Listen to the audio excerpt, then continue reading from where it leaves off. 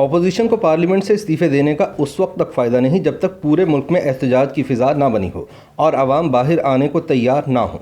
ये ना हो कि इमरान खान की तरह इसम्बलियों से इस्तीफे देने के बाद फिर वो इस्तीफे वापस लेने पड़े। वैसे भी अगर पीडीएम को अपना मुस्तकबिल महफूज बनाना है तो किसी एक पार्टी के मफाद की बजाय इज्तमाई मफाद को मद्देनज़र रखना होगा। सारी कुर्बानियाँ पीपल्स पार्टी से मांगी जाएंगी और उन्हें बदले में कुछ भी नज़र नहीं आएगा तो वो क्यों इस हिकमत अमली को मानेंगे। इन ख्यालात का इजहार सीनियर सहाफ़ी और एंकर पर्सन सुहेल वड़ाइश ने अपने ताज़ा तरीन सियासी तजिए में किया है। उनका कहना है कि पीडीएम की मीटिंग में खुल्लम खुला क्लैश हुआ और फिर बात क्रैश तक आ गई। दूसरी जानिब नून लीग और मरियम नवाज स्मैश किए जाने की धमकियों के बावजूद अपना जारहाना अंदाज़ सियासत बरकरार रखे हुए हैं और इस्टेब्लिशमेंट का लताड़ा निकालते चले जा रहे हैं। सुहेल वड़ाइश के मुताबिक इस वक्त पीडीएम के अंदरूनी इख्तिलाफात दरअसल आइडियलिस्टिक या तसव्वुराती और रियलिस्टिक या हकीकत पसंदाना रवैयों की अक्कासी करते हैं। मरियम नवाज, मौलाना फजलुर रहमान और नवाज शरीफ चाहते हैं कि असम्बलियों से फौरी इज्तिमाई इस्तीफे देकर लॉन्ग मार्च किया जाए और यूँ पार्लियामान के अंदर और बाहर ऐसी बहरानी सूरत हाल पैदा कर दी जाए कि इमरान खान की हुकूमत के पास नए इंतखाबात करवाने के सिवा कोई चारा बाकी ना हो। दूसरी तरफ आसिफ जरदारी का हकीकत पसंदाना रवैया ये कहता है कि फ़िलहाल मुल्क में बहरानी सूरत हाल नहीं है और पार्लियामान से इस्तीफे देने का उस वक्त तक कोई फ़ायदा नहीं जब तक पूरे मुल्क में एहतजाज की फ़िज़ा ना हो। ये ना हो कि इमरान खान की तरह पीडीएम जमातें भी तमाम असम्बलियों से इस्तीफे देने और इनका असर भी ना हो और फिर खसियाने होकर इस्तीफे वापस लेने पड़े।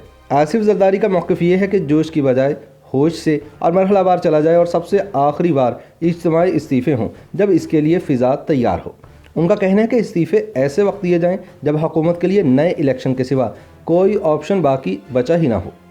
सुहेल वड़ाइश के मुताबिक उसूली इख्तिलाफात के अलावा पीडीएम में मुफादात का खेल भी मौजूद है। पीपल्स पार्टी अपनी सिंध हुकूमत नहीं छोड़ना चाहती क्योंकि वह समझती है कि इक़्तिदार से निकलने के बाद सिंध में इनके मुखालिफ बरसर इक़्तिदार आ जाएंगे और इनके लिए सिंध की महफूज पनाहगाह एक आजमाइश गाह में तब्दील हो जाएगी। पीपल्स पार्टी को जाम सादिक और अरबाब गुलाम रहीम के स्याह अदवार याद हैं, इसलिए वो नहीं चाहते कि इन अदवार ही की तरह हालात पैदा हों। पीपल्स पार्टी ये भी सोचती है कि नून लीग इनसे सिंध हुकूमत की कुर्बानी मांग रही है और बदले में इलेक्शन के बाद विफाक में तो फिर नून लीग को हुकूमत मिलेगी और पीपल्स पार्टी खाली हाथ रह जाएगी। चुनाचे जरदारी साहब अपना इक़्तिदार कुर्बान करके ताज और तख्त नून लीग के हवाले करने के लिए तैयार नजर नहीं आते। दूसरी जानिब मौलाना फजलुर रहमान और नून लीग वाले चाहते हैं कि पीपल्स पार्टी अधूरी तहरीक ना चलाए। वो कहते हैं कि सिंध हुकूमत बरकरार रखकर और इज्तिमाई इस्तीफ़ों से इनकार करके पीपल्स पार्टी पीडीएम की एहतजाजी तहरीक को नुकसान पहुँचा रही है। नवाज शरीफ और मौलाना नहीं चाहते कि इज्तिमाई इस्तीफ़ों के बगैर लॉन्ग मार्च किया जाए क्योंकि ये एक अधूरी कोशिश होगी। इनकी ख्वाहिश है कि लॉन्ग मार्च और इज्तिमाई इस्तीफ़े अगर एक साथ आ जाएँ तो यह हुकूमत को गिराने और कमज़ोर करने का कारगर हरबा होंगे। ताहम पीडीएम के 12 मार्च के इजलास में आसिफ अली जरदारी ने यह कहकर बात ख़त्म कर दी कि हम इस्तीफ़े देने को तैयार हैं, लेकिन नवाज शरीफ पाकिस्तान वापस आएँ ताकि हम अपने इस्तीफ़े उनके हाथ में पकड़ा सकें। सुहेल वड़ाइश का कहना है कि मौजूदा हालात में अब पीडीएम वाले पीपल्स पार्टी पर ये इल्ज़ाम भी लगा रहे हैं कि पीपल्स पार्टी दरअसल इस्टेब्लिशमेंट से किसी डील में लगी हुई है और यूसुफ रज़ा गिलानी की जीत और सिंध हुकूमत का बरकरार रहना दरअसल इसी डील का हिस्सा है। नून लीग के बाद इंतहा पसंद तो ये इल्ज़ाम भी लगा देते हैं कि जरदारी साहब ना तो नए इंतखाबात चाहते हैं और ना ही मौजूदा हुकूमत को फ़ौरन गिराने में दिलचस्पी रखते हैं। वो चाहते हैं कि सिंध हुकूमत चलती रहे और पीपल्स पार्टी भी पार्लियामान में मौजूद रहे।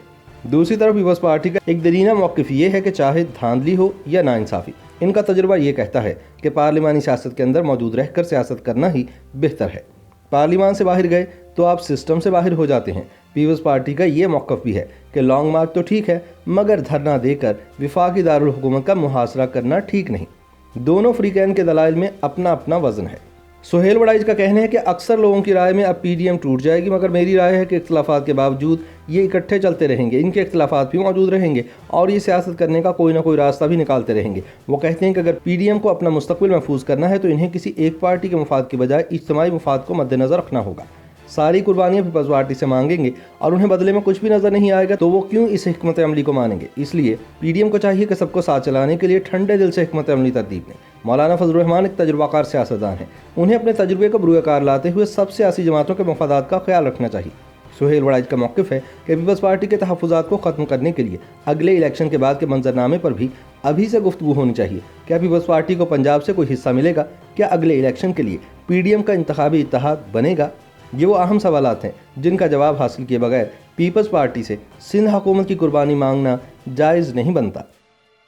YouTube पर गूगली न्यूज देखने के लिए youtube.com की सर्च बार में गूगली न्यूज टीवी टाइप करें। गूगली न्यूज के पेज पर सुर्ख रंग के सब्सक्रिप्शन वाले बटन पर क्लिक करना ना भूलिए। YouTube पेज पर अपलोड होने वाली वीडियोस से बाखबर रहने के लिए बेल आइकन पर क्लिक कीजिए। आपको हर नई वीडियो के बारे में नोटिफिकेशन मौसूल हो जाएगा।